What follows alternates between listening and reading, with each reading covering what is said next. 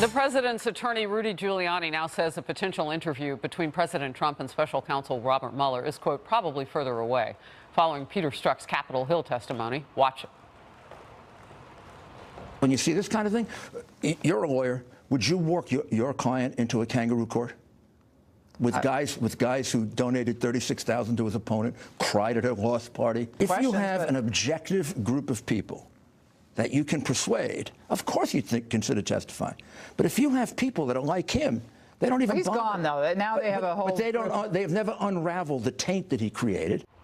Peggy Lee is a former senior advisor for former Senator Harry Reid. Kayleigh McEnany is RNC spokesperson. Great to see you both. I want to jump on this point. 48% of people approve of the investigation. That number is getting smaller. And what may be most surprising, a 7-point drop comes entirely from a decline among Democrats.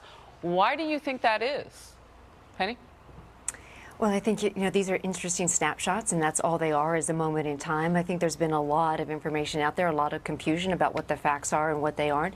Look, this investigation has drawn on for quite a while, and maybe there are people that are tired. I don't know exactly what the questions were, how it was framed, who they pulled, how they think. So there's a lot of questions out there, but it's an interesting snapshot. But we have yet to see the end, and I think that the real poll will be taken when the last of the either indictments or of the the last report is issued. That's when you will really know what the American people feel. Well, and Peggy, just to get on point here, it was pretty generic. A new Fox poll reveals approval of Mueller's Russia investigation has dropped. So the question was, do we approve of it? Kayleigh?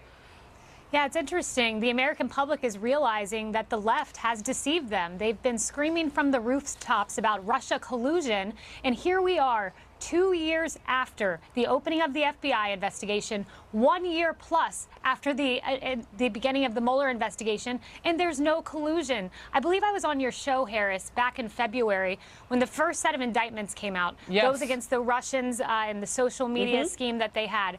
Very interesting. Rod Rosenstein said there's no evidence that Americans had knowledge. Today, he said, there's no allegations that Americans committed a crime. There is no evidence. Democrats have been caught. The American public is seeing it.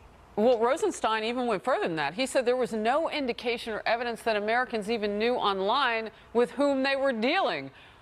So it goes beyond whether or not there was a crime. It's like, were they even aware? Peggy, as you look at the scope and you see a dwindling of interest from Democrats, is this something that Democrats really want to lean on going into the midterm election? This is far from over. Again, this is just a moment. And today, to say that there wasn't crimes committed against Americans is just false. You had 12 Russians being indicted today because of the fact that they went in and tried to influence Americans. It said Americans committing crimes, no evidence of. There's a big difference. Trying to influence our elections, and why we aren't screaming at the rooftops for more either sanctions or other things to be able to go after these Russians for trying to influence our elections is beyond me. Why the president, knowing this information over in England, called it a witch hunt, continue to call it a witch hunt instead of calling for the condemnation of this act is beyond me. He has condemned it Kayleigh McEnany, repeatedly. we're coming right back. President Trump getting ready to sit down with Vladimir Putin. We'll talk about it. Stay close.